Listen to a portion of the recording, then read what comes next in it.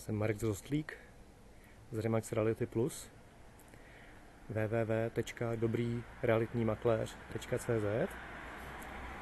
Nyní půjdeme jako druhý díl 3D videa se podívat do vnitřních prostorů rodinného domu na adrese Bělomlýnská 703/10, Praha 9 Čakovice.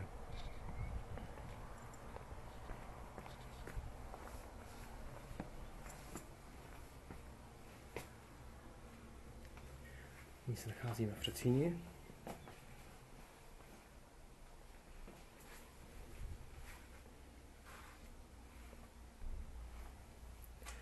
Vcházíme do chodby, ze které je možné jít po dřevěném schodišti do prvního patra.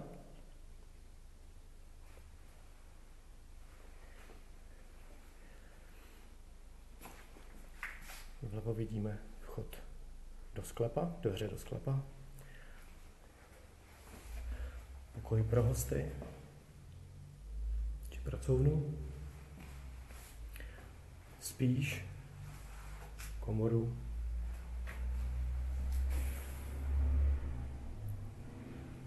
Toaletu a koupelnu. Jak vidíte, rodinný dům vyžaduje kompletní rekonstrukci.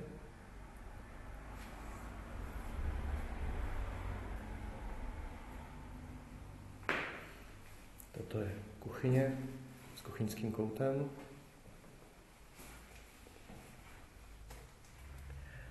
Obývací pokoj. To, co vidíte na podlaze, je asfalt, kterým se v 60. letech lepily parkety a během dalších let vlivem teploty roztoupil. Původní majitelé měli parkety zakryté kobercem, proto o tom uvolnění asfaltu nevěděli. Nicméně parkety je jistě možné zrenovovat.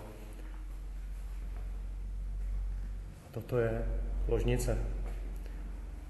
Z ní průchod do hostinského pokoje či pracovny, který už jste viděli. V případě zájmu by se dalo uvažovat o probourání příčky mezi obývacím pokojem a ložnicí a vytvořit tak jeden veliký obývací prostor. Nyní se podíváme výstupem z obývacího pokoje zpět na chodbu, ke schodišti a po schodišti nahoru do prvního nadzemního podlaží, ze kterého je výstup na terasu, vhodnou na odpočinek, sušení prádla a podobně.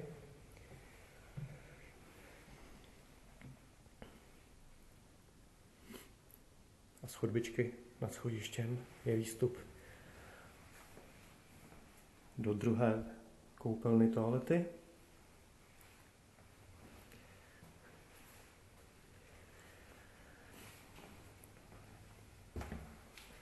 Kuchyně s kuchyňským koutem, komorou.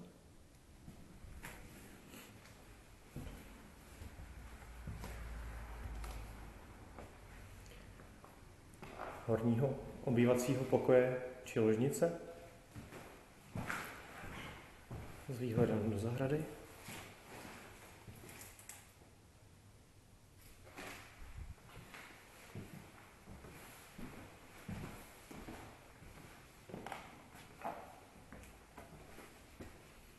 Původní sušárny, dětského pokoje, další ložnice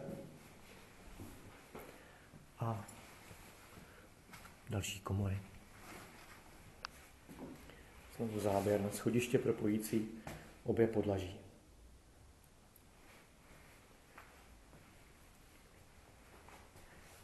V případě zájmu mě můžete kontaktovat na kontaktních číslech a adrese uvedené na www.dobrýrealitnímakléř.cz. Díky.